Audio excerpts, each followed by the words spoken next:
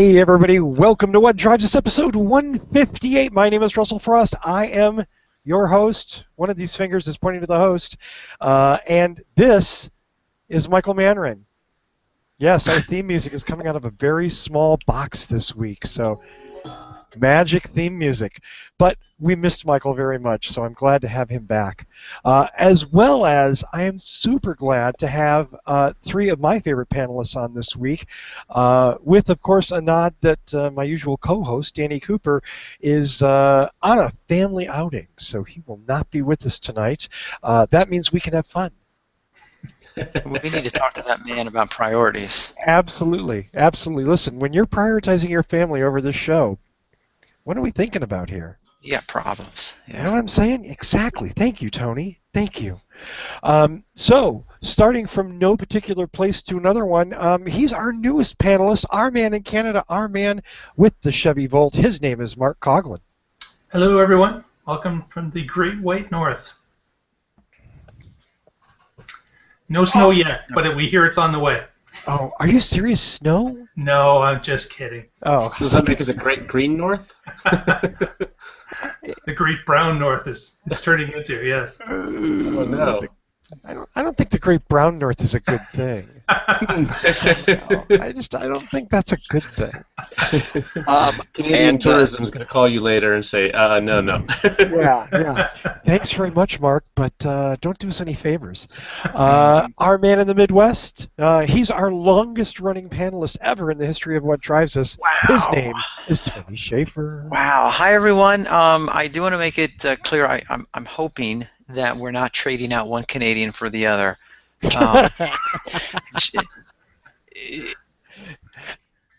Am I? Oh my God! What's wrong, Tony? Okay.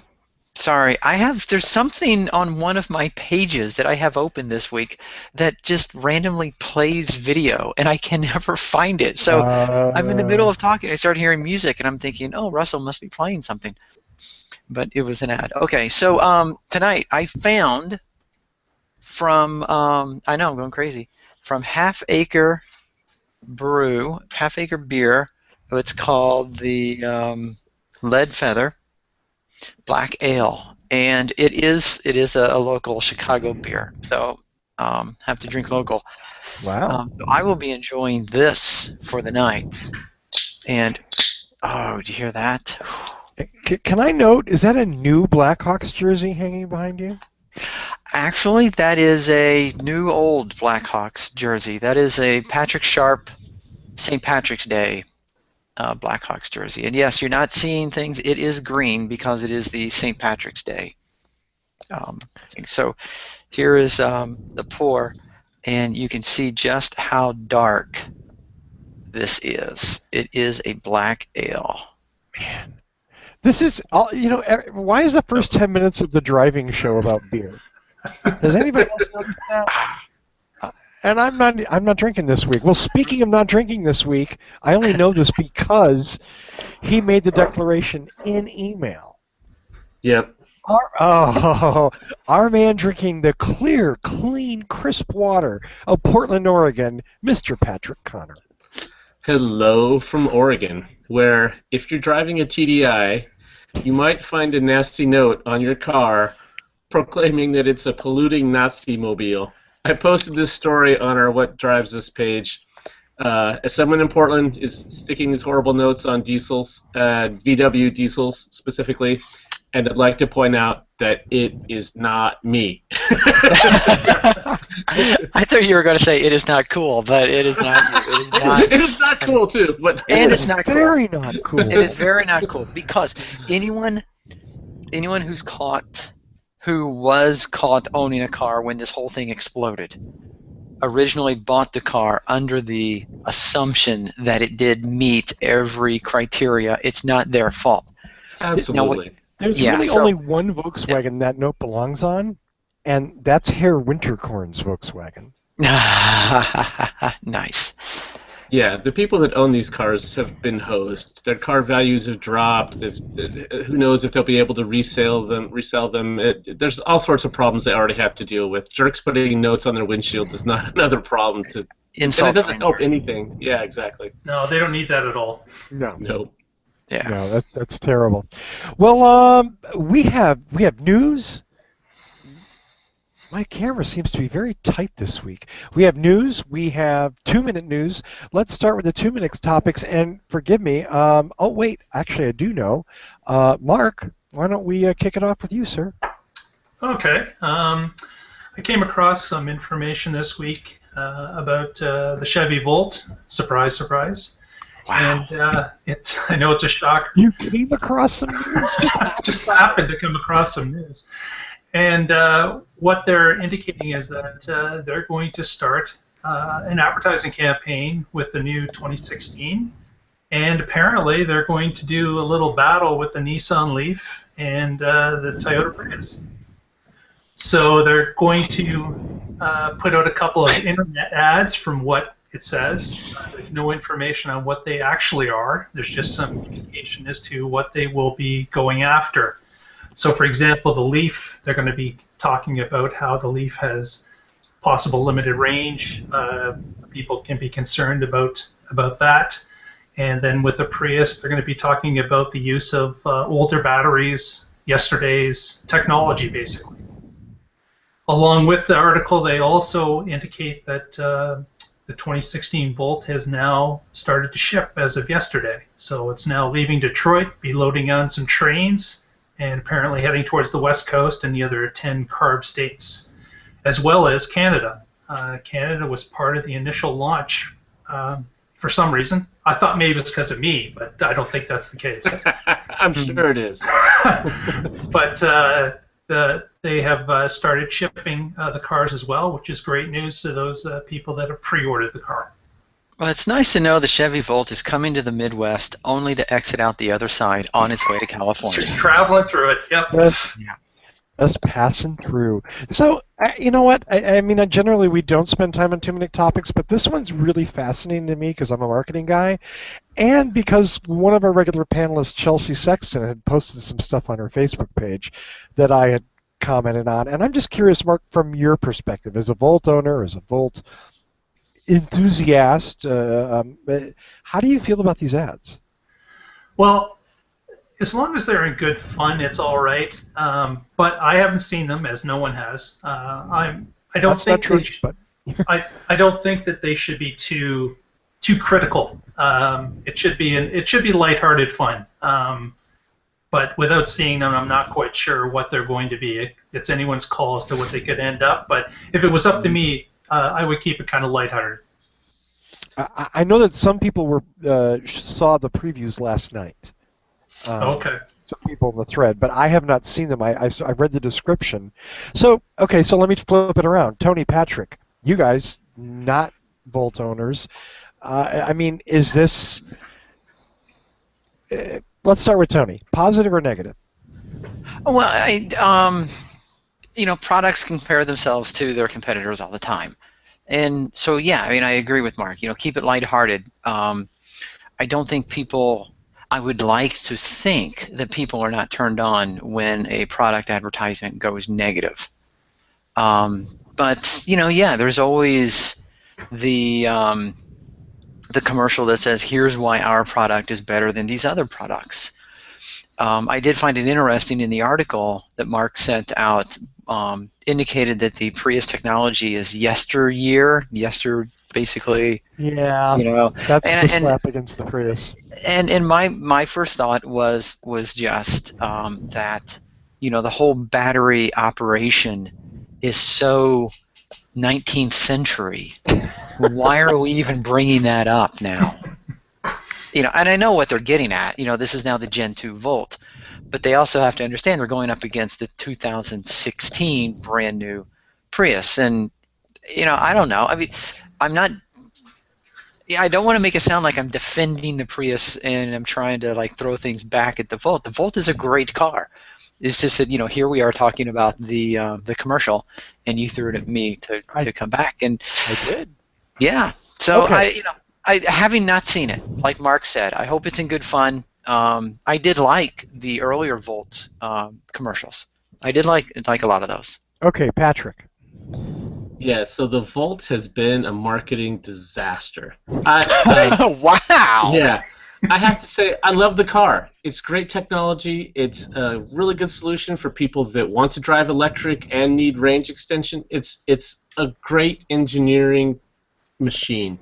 Now, the first ad that I ever saw for it was if this is your idea of a shower, then you're gonna love the Volt, and it has a guy whose foot is being licked by a dog, and it's been downhill ever since. What? So, yeah, that was the very first Volt ad that was I ever never out. saw that. I just go back I'll to the share the Volt link. dance. Nobody wants to see it. Trust me. Yeah. You know. They've had turnover after turnover in their marketing up there for that car, and then the best one they had was when they just let owners talk about it, because then they talked about the things about the car they love. They weren't bashing it compared to other vehicles, and Right. and if Chevy comes out and attacks electric cars, well, what about the Bolt? How are they going to dig themselves out of the hole they're doing with that? And Right. they've already got the Spark EV out now. So it's just a bad idea to go negative, even in jest.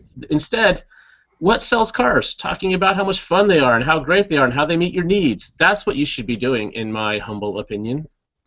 I'm with Patrick, and that's more or less what I said in Chelsea's thread, which is the marketing for the Volt it's a wonderful car, but the marketing has just been awful upon awful, and every once in a while it's really, really awful, which is a shame because, and you know, the triumph of the Volts is that the car has transcended the terrible marketing blunders that GM has piled on this vehicle.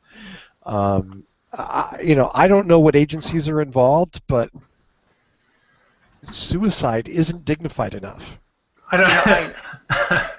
I don't know if you guys saw the Cruise ad that they put out recently about a guy coming to a gas station and nobody knows his name because he's never there with his Eco Cruise. I thought that advertisement was made for the Volt. Right. They used yeah. Cruise. Right. You know, that was perfect. It was lined up for it, but they chose a different car. Yeah, yeah. The Volt's a wonderful car, and what sold it, I think, has been owner experience, not the terrible marketing. And the idea that Chevy's going to shoot other products of theirs, which is, as Patrick very rightly pointed out, and as Chelsea pointed out, Sebastian Blanco pointed out on Facebook as well, the idea that they're going to shoot products like the Bolt and the Spark EV, and I'm sorry, the Volt's a hybrid. Okay, it's a really well electrified battery electric hybrid, but you can't criticize a hybrid and be in a Volt. Well, right? Right. Yeah, yeah. And I mean, I agree with Patrick very, very much so. And customer experience is what helps sell products, and I think we see that across the board. And I mean, to my mind, in my mind, I picture what could quite possibly be one of the best Volt commercials never made. Would honestly be either the family sitting around Thanksgiving, regardless of which one, the United States or Canadian, and somebody looks out and says, hey, did you get a new car? And they're like, well, yeah, I got a Volt. Like, why, or why'd you get a Volt? And just talk. It would be a bunch of guys sitting around and a guy saying, I got a Volt. It's electric. It's a guy's electric car. And they're drinking their beers and they're talking cars, and the one guy is saying, yeah, I'm a car guy. That's my car. That to me would sell the Volt. That your phone is ringing? That's GM calling you right now. Yes. Other than eating turkey, Tony kind of described the show. Yeah, exactly. I'm just going to say, and I'm suing you for copyright infringement. So you get $500,000 from GM for your idea, all right, but you got to give half of it to me. $250. I'm fine with that, man. Exactly. Well, let's move on. Mark, thanks very much. I'm glad you brought this up because it's a really fascinating topic, and maybe when we have a chance to see the commercials, we can talk more about rights and wrong. But I just, I'm always interested in this kind of thing. Let's move to my succinct friend from the Midwest, Mr. Schaefer next for his Alright, 2-minute topic. Take that as a hint. I will try to be as succinct as possible. No. The short version is, for one day, and it actually turned out to be half a day, Paris, and it turned out to be about a third of Paris, eliminated all cars. And it turned out to be most of the cars. But they did the best they could to go car-free for this, the first of what they're calling an annual car-free day. And there's pictures of just people on bikes and walking, and the Arc de Triomphe, which is it's like 6 lanes wide, and it's just people. And the most stunning part of the whole thing is how people commented about how easy it was to breathe, how blue the skies were, how unpolluted the city was because cars were not there. And one thing that is not being very well publicized, which I guess they wouldn't want it to be anyway, is that France has the highest percentage of diesel cars on the road in all of Europe. And now, of course, with Volkswagen, we are getting more input into how polluting diesel cars really are.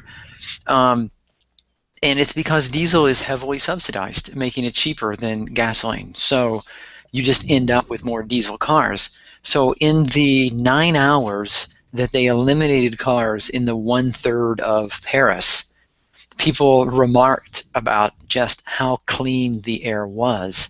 And the mayor, as a result of this, Hidalgo maybe, has vowed to eradicate diesel use in the city by 2020, and plans to extend car-free areas up and down the Seine. Seine? River. So that was it. Yeah, so that was my 2-minute topic, and I thought this was literally a breath of fresh air when a city can go. Thank you. When a city can go car-free, and the citizenry is on board, and everyone it seemed to get raving reviews. So maybe they'll do it more, and maybe other cities will actually jump on board and do this more often. There you go. Thanks, Tony. Yep. Mr. Connor.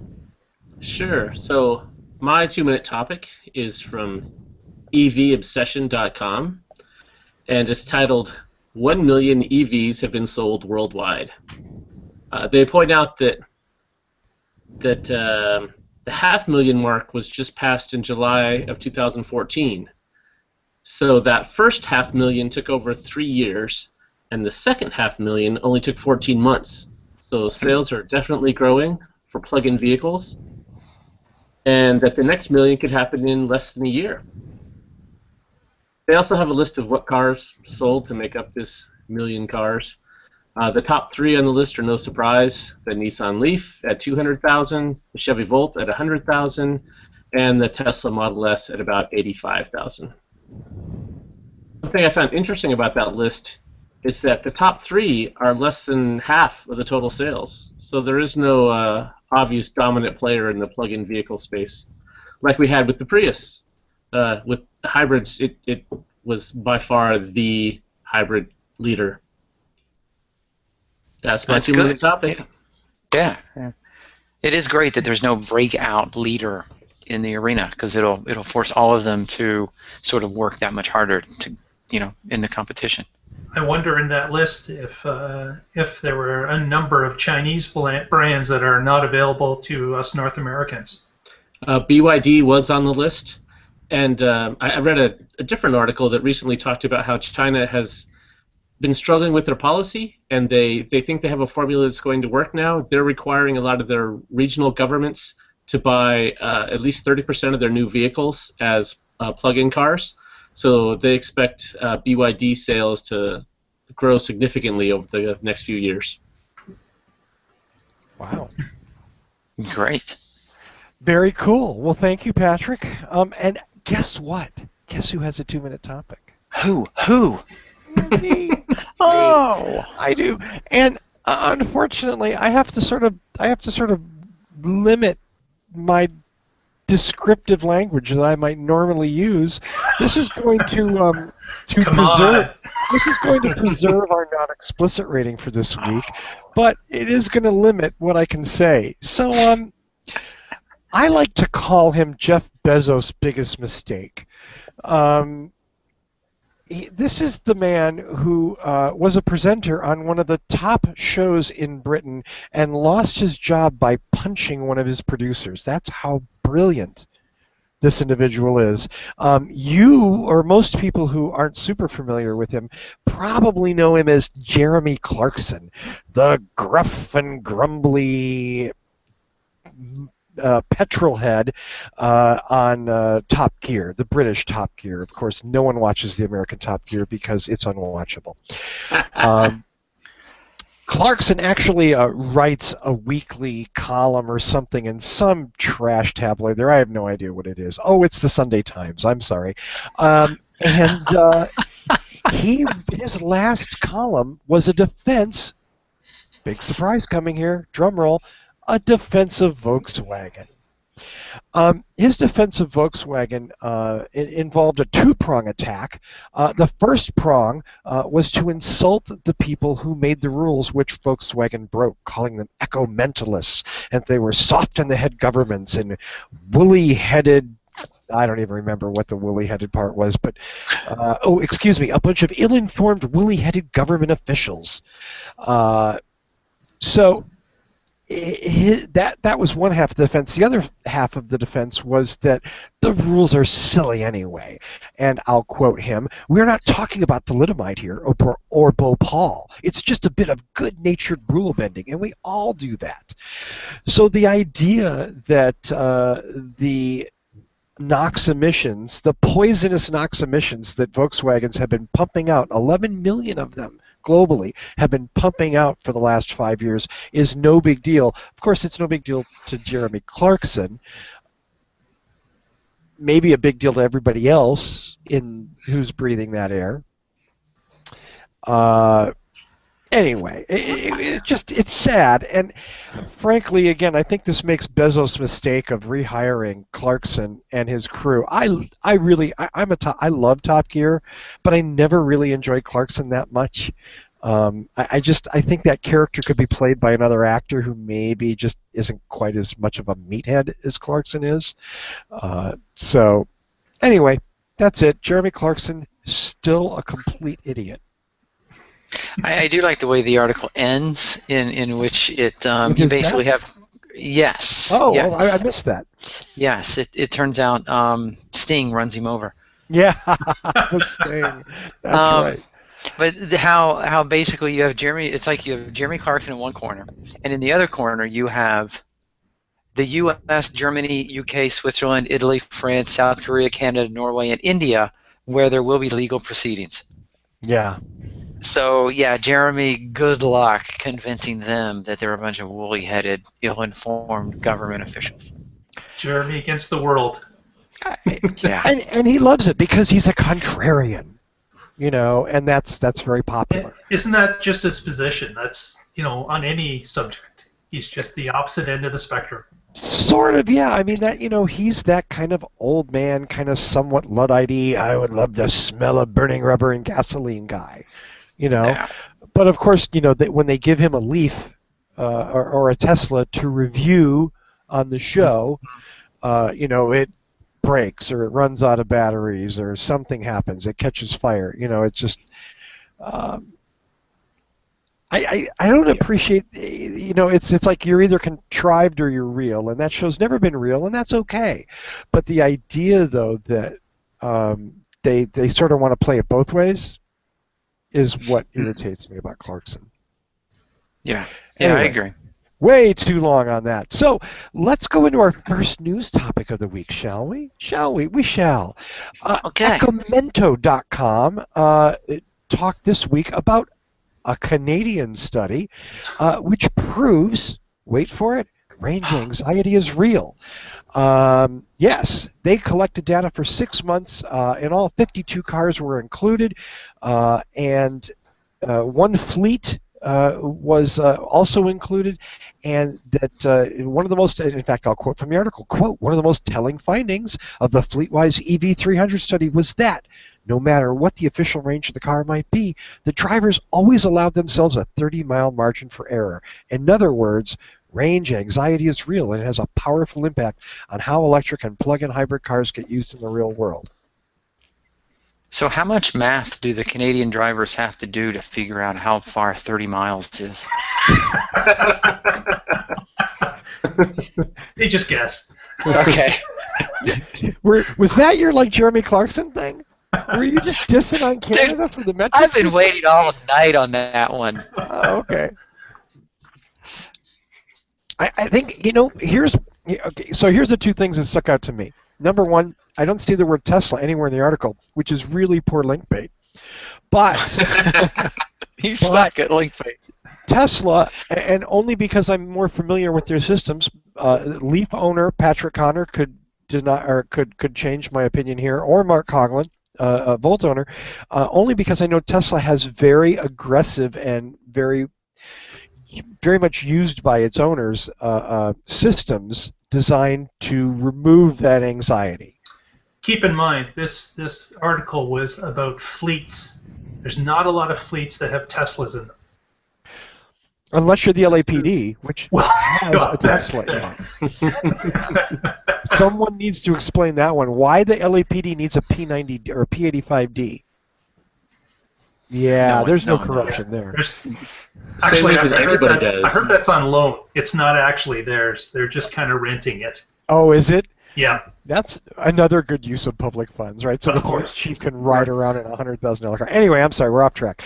I did find it interesting how they do compare it to drivers of gasoline-powered cars, and if this is telling to anything, when I'm driving my Prius, I normally wait until I get to the one last pip showing the fuel, and often it's beeping and blinking at me when I'm getting gas.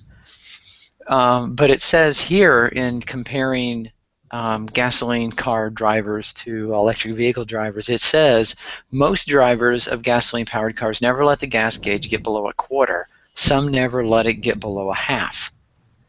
So whereas I almost empty the tank every time, my wife really is the one who gets gas at half a tank religiously every time. So she certainly fits in this. She would be the one to leave 30 or probably 40 or maybe 50 miles. Yeah, so with this study, one of the conclusions they had in there was if you have more range, you'll use it. Well, I don't know that that's necessarily true. Maybe the people that have the longer range cars bought them because that's the use case they need. So to then show the data that says, hey, the cars with more range were driven farther, doesn't really tell you much. If you collect enough data, you can tell whatever story you're looking to tell. And then the other thing, since it is a fleet vehicle, these aren't necessarily people that drive this as their regular vehicle. So when you own the car, and that's the car you have as your daily driver, you learn, okay, when this warning comes on, I have this far to go, and you're comfortable with that because you've been there, you've done it, you've learned the limits, and then you can go down to lower ranges and still be comfortable with it. There's been multiple studies that have shown after a couple months of EV driving that initial worry about running out of charge is gone. So if instead this is a fleet vehicle you take out twice a month and that's it, of course you're going to be concerned and make sure you make it back and have 30 miles or whatever left. It does make sense. Yeah. Yeah. You can also see that in this study they talked about these cars being able to sometimes the owners need to be compensated for the fuel or the electricity they put in these cars.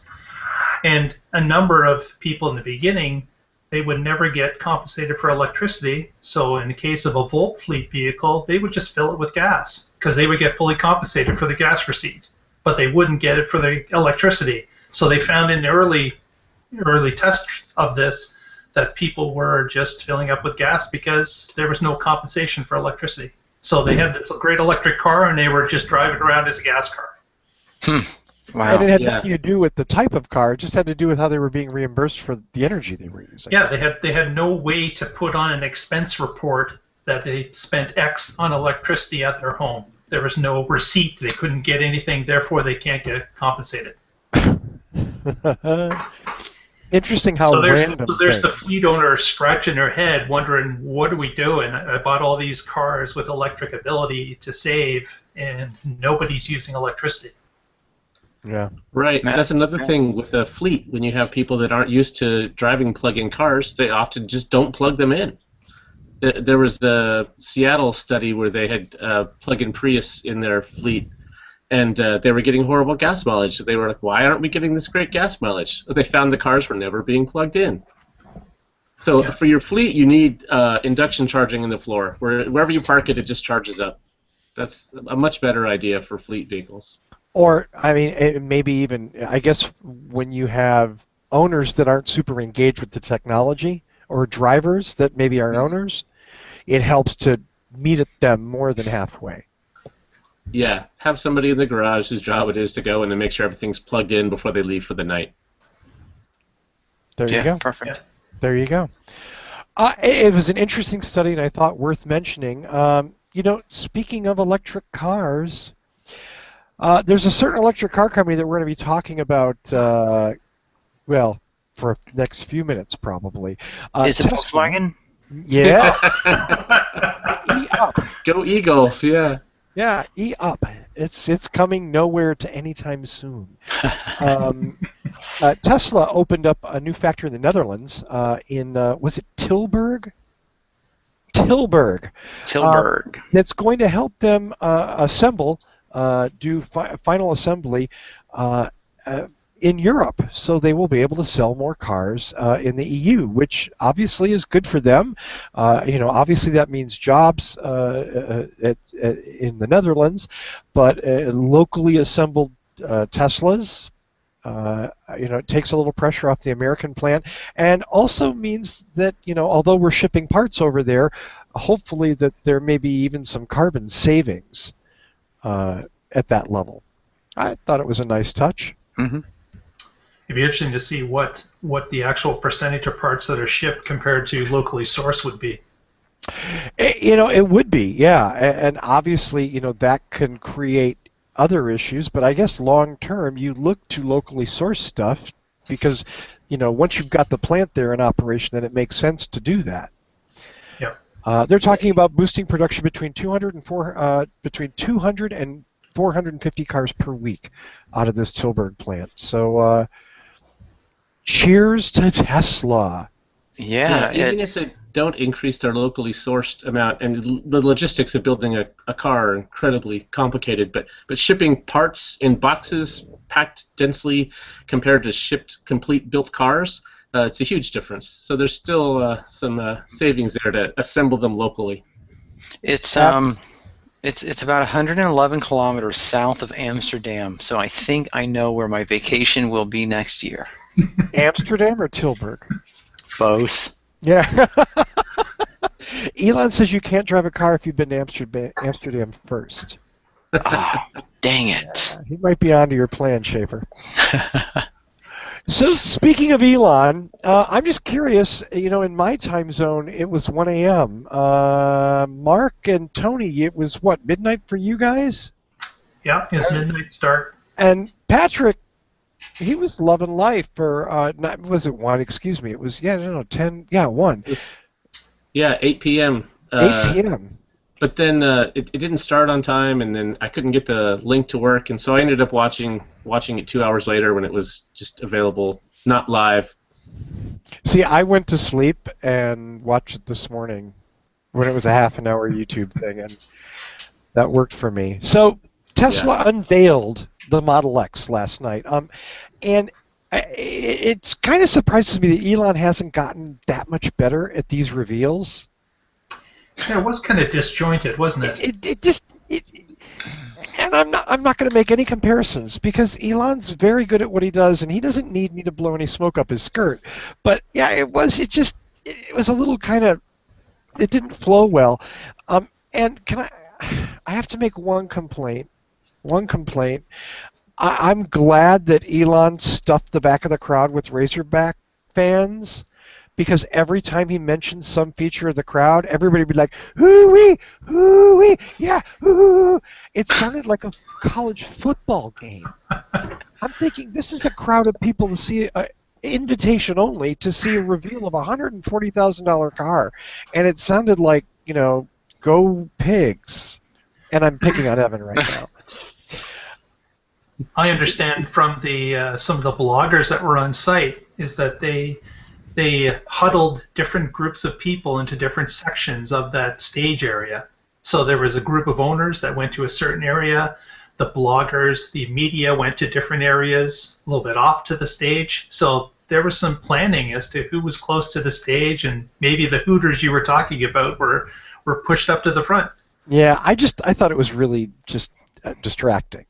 There were definitely some fanboys there, yeah. Yeah, and I don't like picking on, I hate the fanboy thing because in general it's used unfairly, but it was just, like I said, the hooting and the hollering was just kind of distracting. Enthusiasm is wonderful, and it's a beautiful car. So I'm going to open it up. One of you three can jump in. Did you guys watch the thing? What do you think? I did, and one of the things that I was really impressed with was they came out first talking about the safety of the car, and on the safety metrics, the Model X is impressive. 5 stars in every category. They went into some detail about what that means, which I hadn't ever heard before. So 5-star means that there's a 10% or less chance of a serious injury or death in a high-speed accident. And the Model X was rated at 6.5%.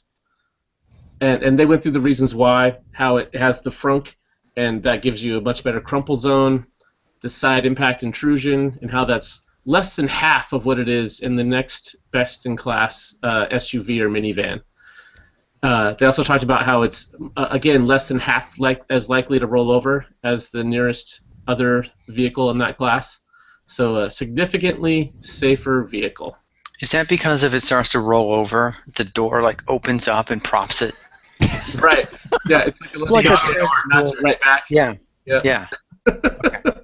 I was wondering what those were sticking out the top. Now I understand. They're like stability. Yeah. Yeah. They're wings. It's just going to fly off so it doesn't roll over. Where we're going, we don't need roads. Let you do stunt driving as well. Yes. The safety in that vehicle is impressive, and you expect impressive stats in a $100,000 plus SUV. I think it starts at 132. I think the top end is between 132 and 145. But I don't know if it starts there. I think it actually starts. Baseline's 80. 80, yeah. It says topping out at 132. Yeah. Oh, okay. The very upper packages run between 130 and in the early 140s. Depending on how you do it. Depending on whether it was the just 90D or the P90D. Right. Okay. Now, I need to do a little shout out to Evan Fusco, our Tesla owner and resident expert. I talked with him a little bit this morning on Facebook, and we kind of traded some stuff. So some of the stuff that I'm going to say comes from him. I won't call it out so I sound smarter than I really am. But cheers to Evan for that help. He noted the one thing that they didn't mention at the time was charging. That's true. Interesting. Maybe they don't recharge. They don't. You use it once and throw it away. Yeah, it's a disposable Tesla. Yeah, it's that 60s car bang ethos. When the ashtray is full, you get a new one. Exactly. Yeah. No. Apparently, there's rumors. I don't know that they've been substantiated, but that Tesla is including with the vehicle a 60 amp charger. Honestly, I'm not exactly sure what that means, but there you go. What did you guys think about the biohazard button? That was kind of awesome. Bizarre, was it not? Was. Yeah. So, Russell hates this kind of stuff. We talked about how Tesla always does something funny and different. Mm-hmm. This is for this vehicle. That's it. Go ahead. Yeah. No, wait. Now wait. But if you think back, What was my last, like, one of my most pointless, epic anti-Prius rants was that Toyota took the plasma cluster away. The plasma cluster. Yeah. I love plasma cluster. Okay, so two things. Number one, the biohazard thing. You know what? Maybe I'm relaxing a little bit, but I'm okay with it. I think it's funny. I hope nobody takes it seriously. See the size of the filter? That someone took it seriously. Well, yeah, okay, and because of where I used to live in Lancaster County, where smells and stuff are really a bad problem. Believe me, I appreciate a car that offers nice in-cabin air quality. That's actually meaningful to me. And of course, they did bring it down to the point where, depending on where you live, this could actually be a feature that could extend your life. Certainly, if you're an asthmatic or something like that, this could be super helpful. So the other side of that is everybody saw Elon pick up this HEPA filter that was like, you can't even see it in the camera. Let me move the camera back. This thing was like this big. Okay, it was the size of a child. And the first thing that I said to Evan this morning is, so how many Tesla owners are complaining about the $700 HEPA filter? Yeah. Because those suckers aren't cheap, and there's two of them. There's a big one, and then there's a small one. Oh my gosh. Now, of course, the riposte to that is, if you have to ask about the price of the air filter, you're probably not a Model X customer. Whatever.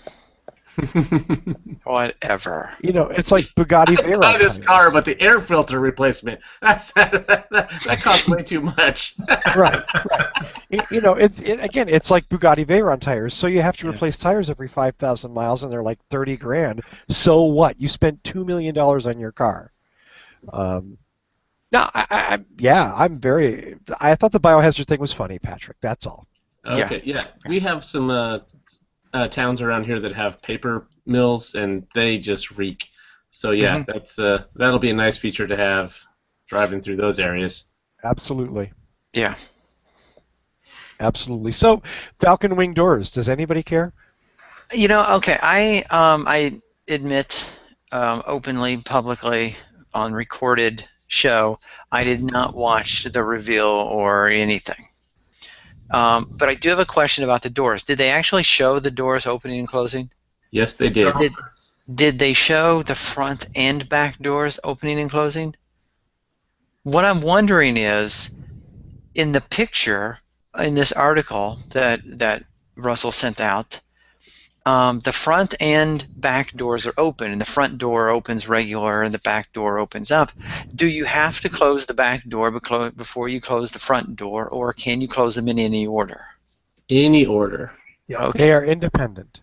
Okay. That's all I wanted to know. I was just curious because I had never seen it.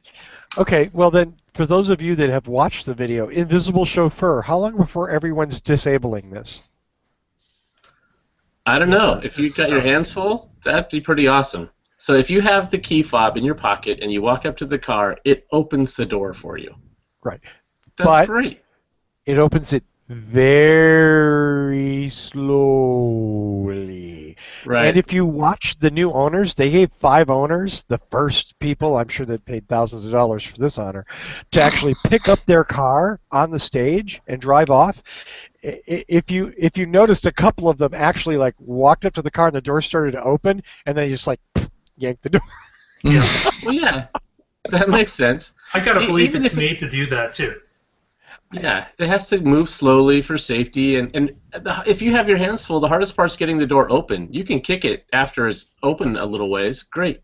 Okay, I'm not looking for stones to throw, but again, in what seems to be a superbly engineered piece of a vehicle that's very expensive, Yeah. you want it to work. So the safety. Falcon Wing doors. One of the things that I really liked about that is that it has sensors, so it doesn't just here's the door opening pattern and it does the same thing all the time. It actually has sonar, Ultrasonic. Okay, yeah. So it looks around to see what's there, and then decides how to open the door to best maneuver around the things that are in your garage or in the parking lot. And so it's got some intelligence, and it's not going to hit your ceiling in your garage and break the door and dent your ceiling. It's going to look and then open the door in the appropriate manner as much as it can with the space it has, that was pretty cool. Yeah.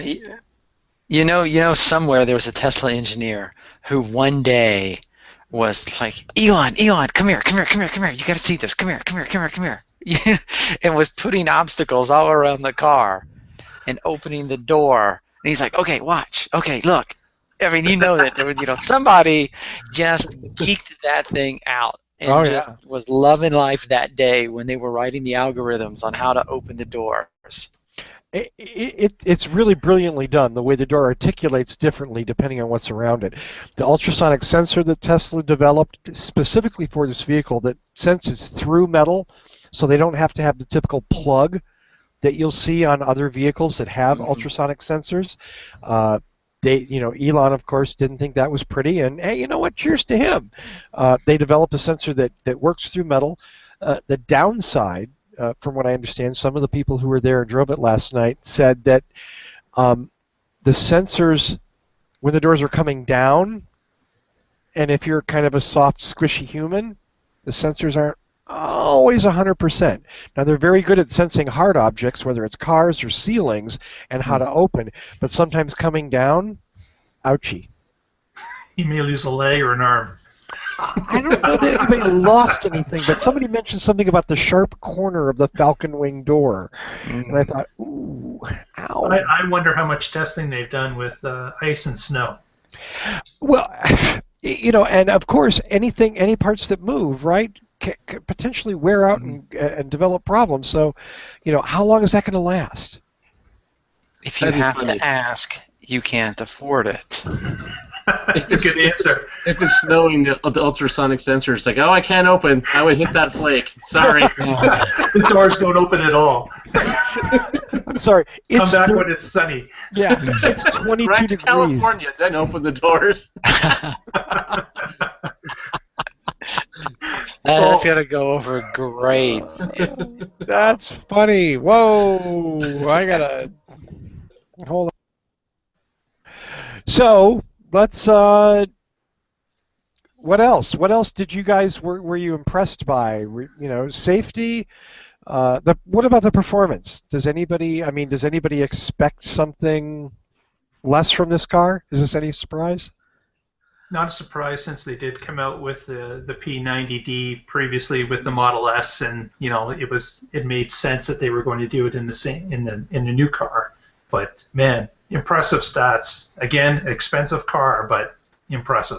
Yeah, an SUV that does 0 to 60 in 3.2 seconds. Same as a Porsche. Yeah. Do you think that? I was just going to say, thank you. Do you think the people at Porsche were just like?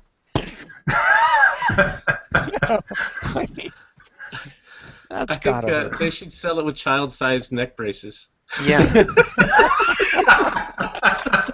Hang on, kids. We're late for soccer practice. Put these on. We're getting in the Tesla. The 5-point harness and the neck brace. There was for me, I don't want to. It was either kind of cool, and it was kind of like I'm smelling something here. When the one Model X drove out pulling the Airstream trailer, and they talk about that the Model X can haul a 5,000-pound trailer. Now they don't talk about what performance hit that's going to do to the Model X, and thinking that it wouldn't change the performance, the range, is insane. Of course, it's going to severely change the range. They didn't mention that, but hey, it can tow a trailer. I believe they said it can tow a trailer onto a stage. That was the caveat. You get at least 3 blocks worth of range with the trailer.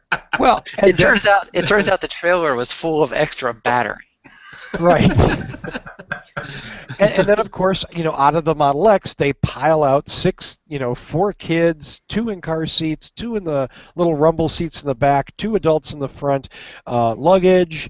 I mean, it was kind of impressive in a way. I thought the camera people did a really poor job of actually showing the stuff that they were taking out.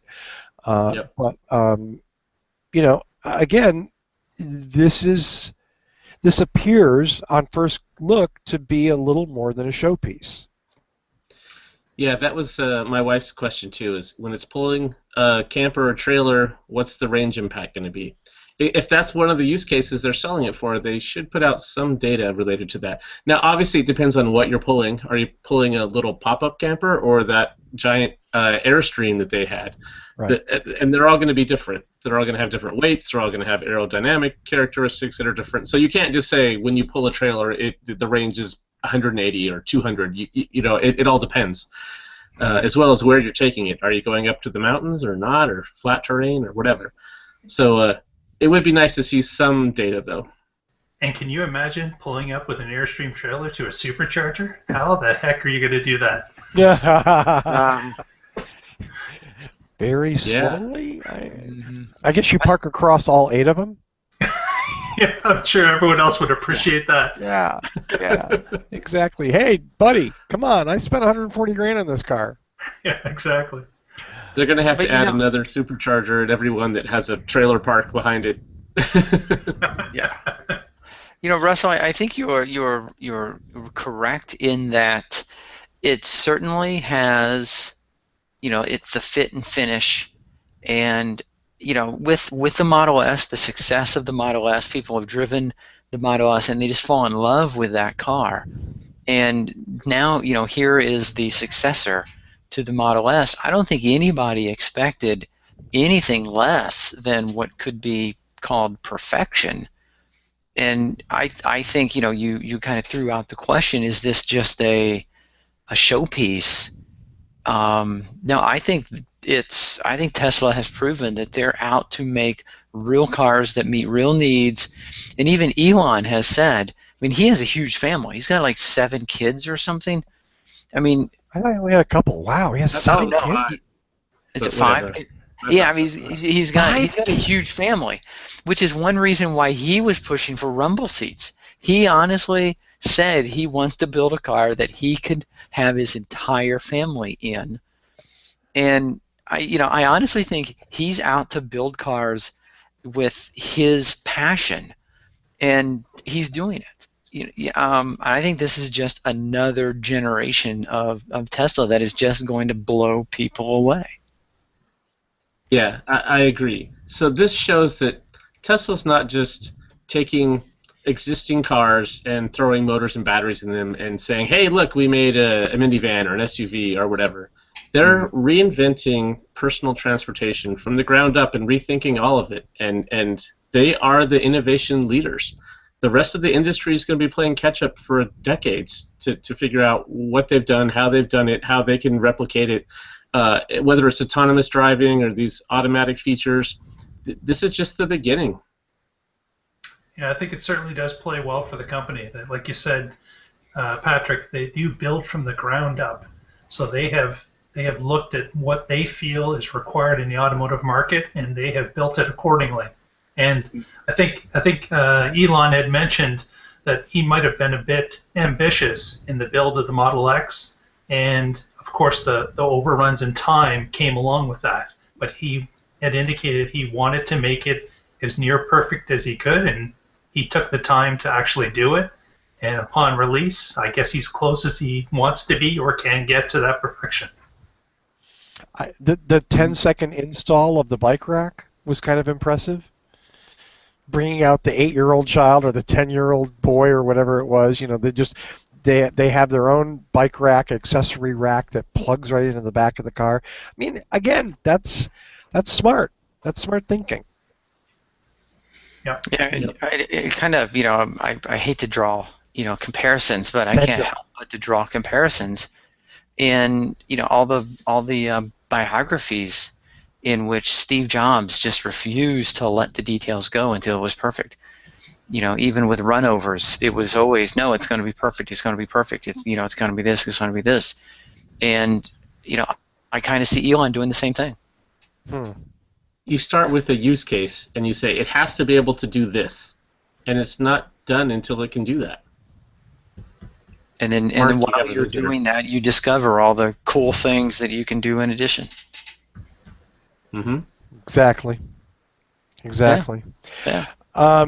A couple of other observations from just my puttering around this morning. Apparently, the rear two seats, and this falls partially under the some people will complain about anything column that I should write. Apparently, the rear two seats don't fold entirely flat. This brought to mind on one of the Tesla forums the observation that drywall would probably not be able to be fitted in the Model X because those seats don't fold flat. And I honestly thought that any person who's hauling drywall in their $140,000 car should probably have their head chopped off. So yes, I don't really you give me the car, and I will rent you a truck at the big box store that you can use to haul your drywall. Yes. Yeah, if you're hauling drywall in a Model X, frankly, you deserve whatever you get. I don't care. You deserve cracked drywall. Yes. Well, hey, it can pull a trailer, so you can rent a trailer and put your drywall there. Yeah. Why do you need perfectly folded seats when you can haul a 40,000-pound trailer? Not 40,000 pounds. Whatever. It's like a dump truck, Tony. So sometimes I round up to the nearest 2,000. I did. I guess finally for me, I mean, honestly, it's a gorgeous car. The interior for a class of car that I really have no affection for whatsoever, or no affinity for. For me, it's not my thing. I really, you look at the seats and the way the seats look in the car when the doors are open, it's gorgeous. It's horrifyingly pretty. So this is a class of vehicle that I do have an affection for. My first car that I ever bought was an SUV, and I was rock climbing and skiing and outdoor active, and in fact, we still ski, and I need four-wheel drive occasionally, and we just went camping last weekend, and I pulled the pop-up camper, and I would love to have a plug-in SUV. If only there was a RAV4 hybrid plug-in, but no, sorry. Kind of. Yeah, the RAV4 was not available here in Oregon. Yeah, no. And I don't know what towing capacity it had. Back in time. In fact, the RAV4 was made in Woodstock, Ontario, and not available to Ontarians. Oh, that just hurts. That's a tease. That's You can terrible. build them, but you can't have them. You can build them, but you got to ship them out. Yeah. Let's see. Next up, I should actually say, final call on the Tesla Model X. Anybody want to stick a knife in or blow a little smoke? My up? wife loved it, and she hates this all this car stuff I do. She watched the video and was like, "Oh, that is great! Oh, I love that! I love that!" So yeah, it worked on her, and that's saying a lot. Wow. Yep. I hope they're successful. It's a great looking car, as you said. It's just it's out of most people's price range is the only problem to that car. Elon has said the price will come down as production moves forward, and I'm sure it will eventually at some point. I don't. Oh, I don't know. Yeah, hold Tony. on. I got to do a screen share. Apparently, and I don't know if this is one of the cars. Oh What? no! Oh no! I'm so scared. This is- Please don't let it be porn. Wow. Tony, we're Wow. still on the What's the air. tag? That's all I'm going to Here say is comes Tony, the tag. we're still on the No, air. this is somebody. This might have been one of the cars that was driven off, but now that they're out there. Okay, Tony, let's see it. Yes, I'm getting there. I'm getting there.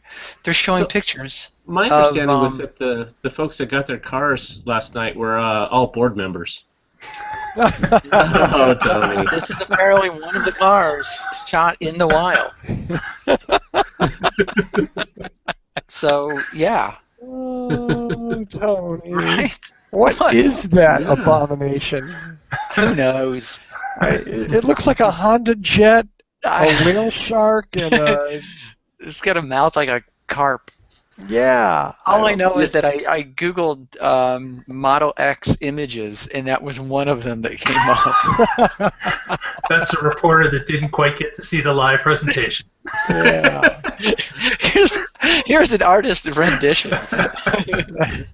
Yeah, speaking of clickbait. Hey, well, speaking of clickbait, thank you for that. I'm going to take that Danny Cooper-esque segue opportunity to do a really quick thing. One of my favorite things is to talk about how bad financial sites are when they talk about the car industry.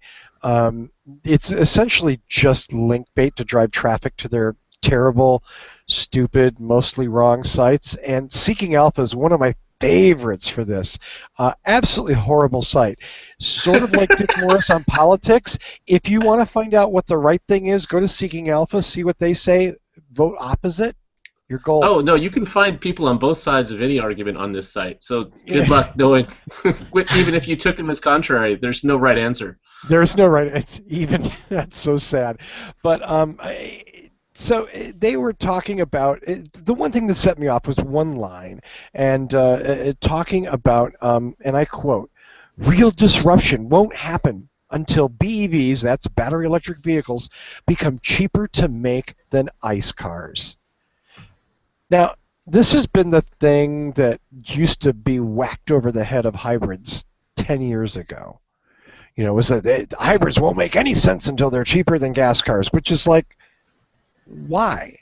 I don't understand. Why is this car that does things better, more efficiently, and saves money on fuel, why should it be cheaper than the crappy old gas car that you have? Well, I guess it depends on what your definition of disruption is. Is it a disruptive technology? Is it innovative? Yes, absolutely on both. But is it going to have 20% market share? Is it going to be 50% market share? That's not going to happen until they are cheaper.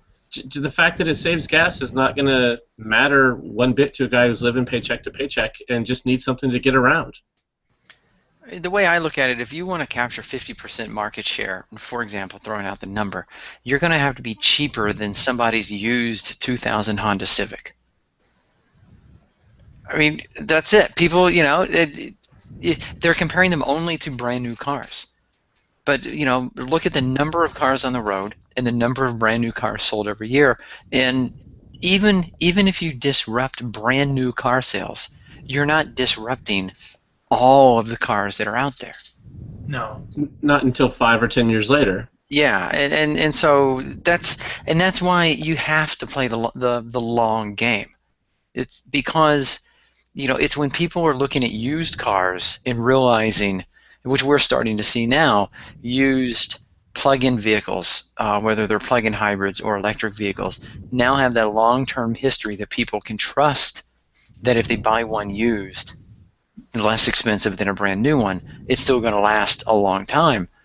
But I mean, to my point is you know, the number of new cars out there is nothing compared to the total number of cars. So to say that they have to be cheaper than a brand new conventional car in order to disrupt is not even looking at the big picture. Well, if you're in the market for a new car, then that is what you need to compare it against. Go ahead, Mark. I didn't mean to cut you off. Isn't there like a 15-year turnaround cycle in cars? Like it takes about 15 years for the car to get out of the cycle and replaced? Yeah, I heard 12 to 15, yeah. Yeah, sounds about right. If that's the case, then I think what they're possibly saying is that if you go in to purchase a new car and you've got the hybrid or the plug-in car is equal to the gasoline car, then that's one less roadblock for the consumer. And as you guys have mentioned, you could get more buy-in from the consumers if there wasn't that extra price as another stopping factor. If you took that away, do you believe that you would have more sales and more market share towards the plug-in market? I would say that would be a yes. Oh yeah, if the cars are cheaper, they will sell more. That's simple math. Yeah. So take away another roadblock, and you should have faster adoption. Well, yeah, I mean, of course. I think it also, you know, the first article we talked about, range anxiety is real. You know, it's multifaceted. I mean, but to simply pin it on making a battery electric vehicle cheaper, there's still going to be the people who are like, you know, screw it. You know, I know it's less expensive, but I'm Jeremy Clarkson, and by God, I want to burn fuel. Yeah, I had to bring him up. Oh, Tony. Okay. Well, let's talk about our last story. And again, sort of like the Seeking Alpha thing. Maybe I'm wrong. Maybe I'm right. I don't know. This is something that I was pretty cynical about.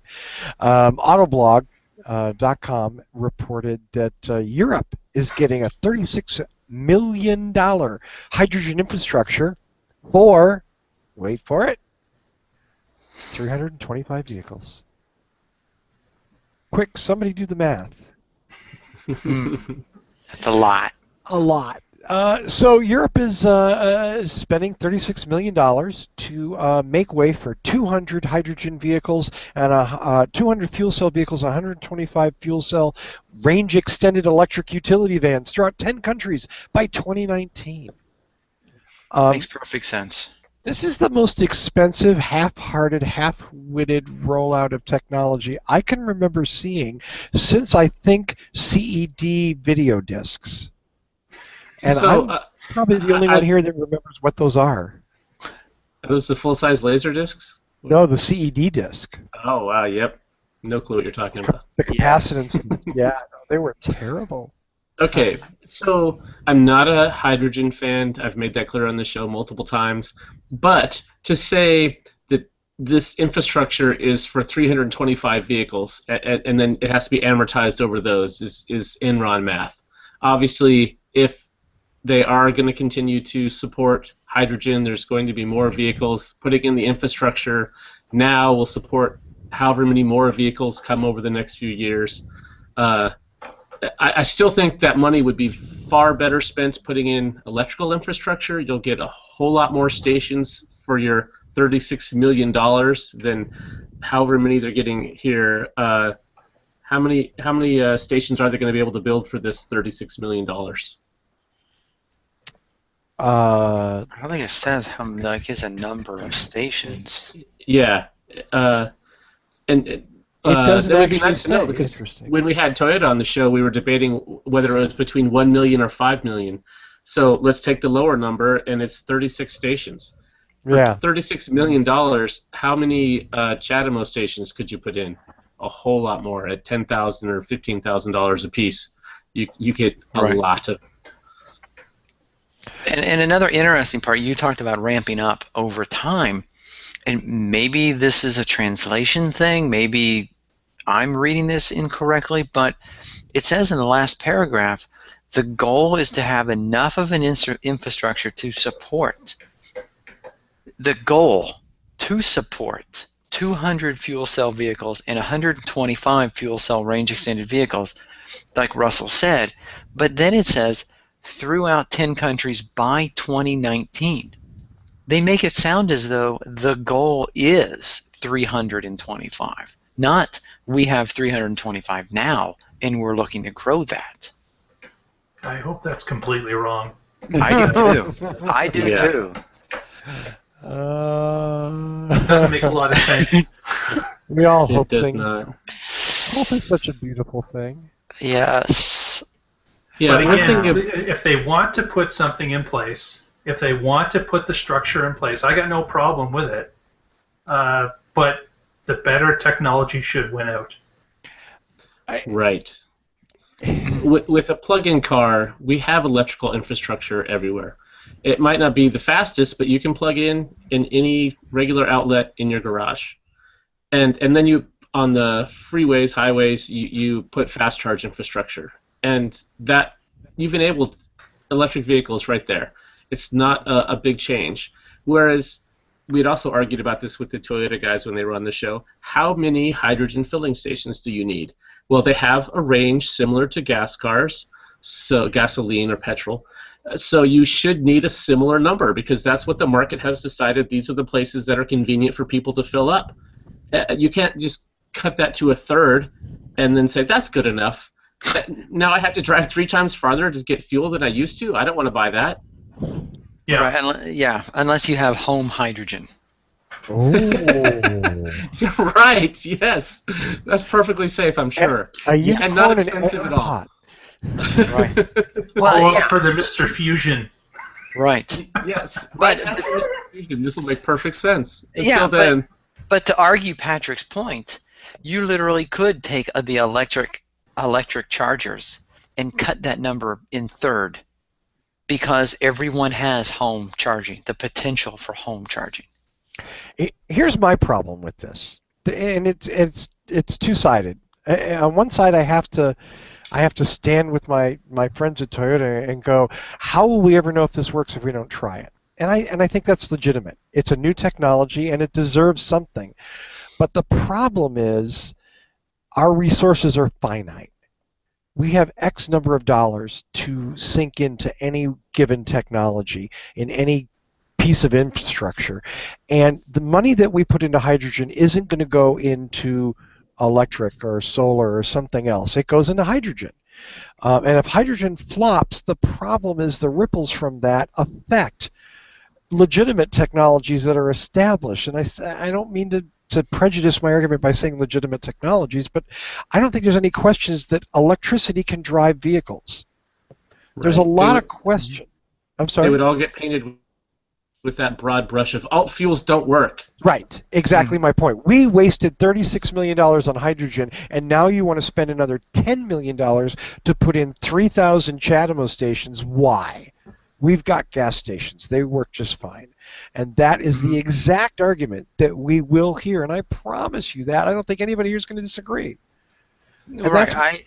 I still hear, and I still, to this day, hear about, and to set this up, the current administration seeded monies into multiple renewable companies to build up a renewable infrastructure, and solar and wind, and and all of this. Cylindra-gate. And then one of those companies, Cylindra, publicly goes under. And regardless of the number of success stories that came out of that program, they go to Cylindra and say investing in renewables was a bad idea. Exactly what Russell is saying. If one of the alt fuels proves to be a bad idea, those people will lump them all in and say, see, I told you, alt fuels, bad idea. Keep going with gas, keep going with diesel.